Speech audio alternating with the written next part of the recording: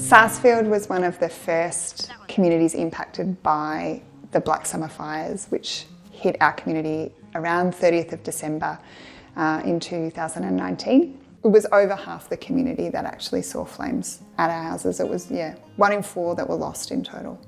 And I was taking photos in the days following and thought, it would be so good for my kids to be able to have the opportunity to take photos as well. And the more I thought about it, the more I thought, actually, wouldn't it be awesome for all the kids in Sarsfield to have their own cameras and be able to take lots of photos of things that were important to them. And so we approached a few different camera companies because people were donating really weird things at the time.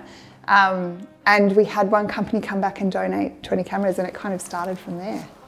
So this time, when you do it, press the button, but try to keep your finger out. From the first week after the fires, everything was pitch black. You couldn't see anything. It was just grey, white, a lot of black, occasionally some red in there. And every now and then you would see a nice blue or green thing that would really pop out and signal to you that this is not the end of it. There's going to be growth again. I never took a picture in my life before Sarsfield snaps. It was exciting for me because I never, just so other people could see what I took pictures of. I think from here I'm going to take pictures for the rest of my life. When you're part of the recovery process, often adults are making the decisions the whole way along, and for good reason. There's a lot of trauma at the time, but one of the things that falls away is the opportunity for children to be involved in decisions that are affecting them and affecting their recovery experience as well. And it became apparent pretty quickly that there was nothing available to support children.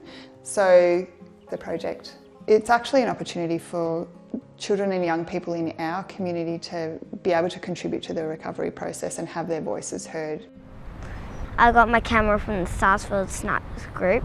It made me happy because I don't normally get to take pictures of stuff when I didn't have a camera, and it's nice to come together in a group and look at the photos. One of the first things that came out of the project was a calendar. First was the calendar, and the calendar was exciting. I used the calendar myself, so I had it in my cupboard and I would just look at the photos and flip through it every now and again. And the photographers were able to choose their photos, the photos that they wanted to see in the calendar. And one of the things that happened with that first calendar is it was sent to every single household in Sarsfield. It meant as a project we were involving the whole community, even if they didn't have family members associated to the project in the beginning. We got feedback from older members in the community who were really excited to start to see the activity and the actions that were happening with young people in the community. So it started to connect young people and older people in the community that had never met.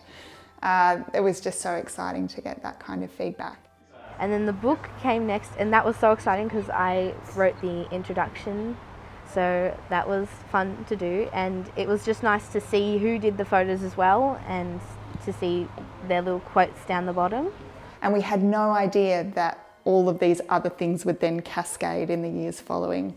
Other calendars, exhibitions that happened here locally, and then there was another exhibition down in Melbourne. I think that the totals were around 500,000 people that ended up looking at those images over the busiest period of the summer.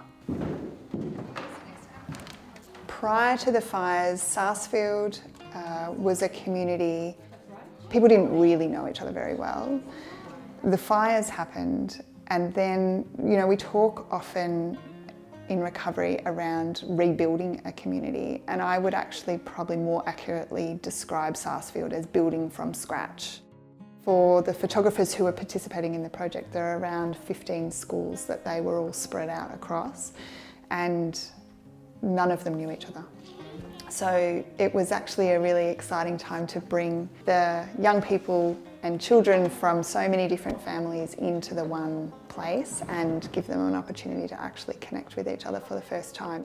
And those Children and young people are still mates now. They're all still friends now and they all know each other, and it's completely changed the landscape of our community, I think, in terms of social cohesion. We all kind of just arrived. We didn't know who we were going to expect, and we just sat down and talked and showed photos to each other, chose photos for activities and stuff.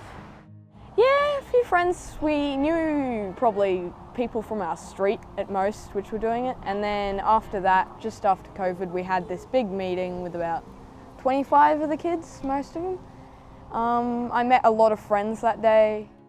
One of the main things I think about is why this project was important in the first place, and in terms of the recovery process, having an avenue for children and young people to be involved is just so important for their long-term well-being, and having the opportunity to give them a platform where they're celebrated really is really crucial part of their recovery process.